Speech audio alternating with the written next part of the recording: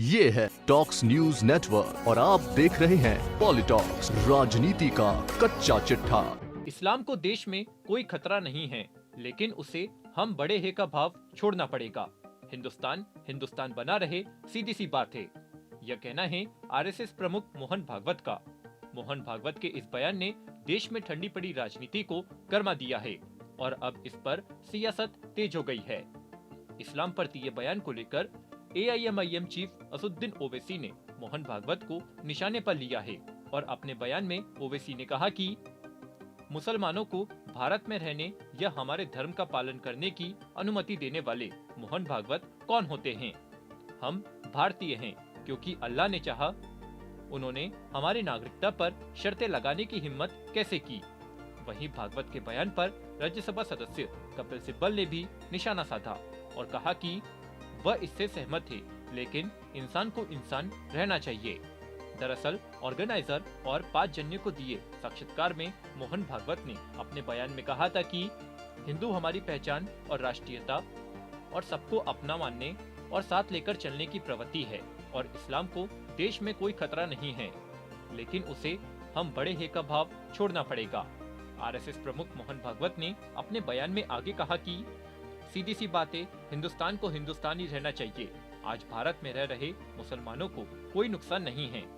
भागवत ने आगे कहा कि इस्लाम को कोई खतरा नहीं है, लेकिन मुसलमानों को खुद को सर्वश्रेष्ठ बताने वाली गलत बयानबाजी छोड़ देनी चाहिए। मोहन भागवत ने अपने साक्षात्कार में मुसलमानों को लेकर आगे कहा कि हम एक महान नस्ल के हैं। हमने एक दौर में इस देश पर राज किया था और अब हम फिर से उस पर राज करेंगे। सिर्फ हमारा रास्ता सही है, बाकी सब गलत है। हम अलग है, इसलिए हम ऐसे ही रहेंगे। हम साथ मिलकर नहीं रह सकते। मुसलमानों को इस अवधारणा को छोड़ देना चाहिए। यहाँ रहने वाले सभी लोगों को, चाहे वो हिंदू हो या वामपंथी, इस भाव को त्याग कर देना चाहिए।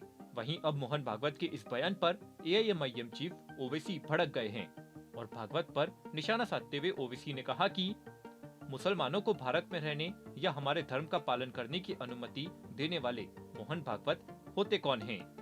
अल्लाह की मर्जी से हम भारतीय हैं। ओवैसी ने अपने बयान में आगे कहा कि उन्होंने हमारी नागरिकता पर शर्तें लगाने की हिम्मत कैसे की। हम यहाँ अपने विश्वास को समायोजित करने या नागपुर में कथित ब्रह्मचारियों के समूह को खुश करने के लिए नहीं हैं। ओवैसी ने आगे कहा कि मोहन कहते हैं कि भारत को कोई बाहरी खतरा नहीं है।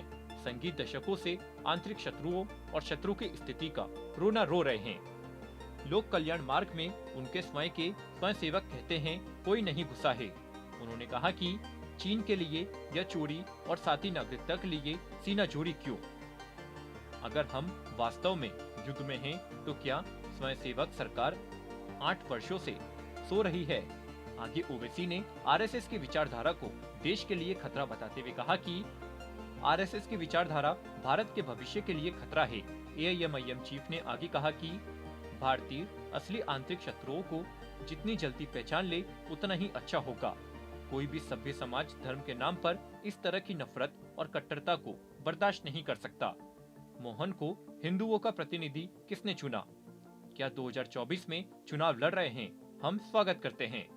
तो वहीं मोहन भागवत की टिप्पणी पर प्रतिक्रिया देते हुए राज्यसभा सांसद कपिल सिब्बल ने बुधवार को ट्वीट किया और अपने ट्वीट में सिब्बल ने लिखा कि भागवत हिंदुस्तान को हिंदुस्तान रहना चाहिए, सहमत हूँ, लेकिन इंसान को इंसान रहना चाहिए। पॉलिटॉक्स ब्यूरो, दिल्ली। ये है टॉक्स न्यूज नेटवर्क और आप देख रहे हैं पॉलिटॉक्स, राजनीति का कच्चा चिट्ठा।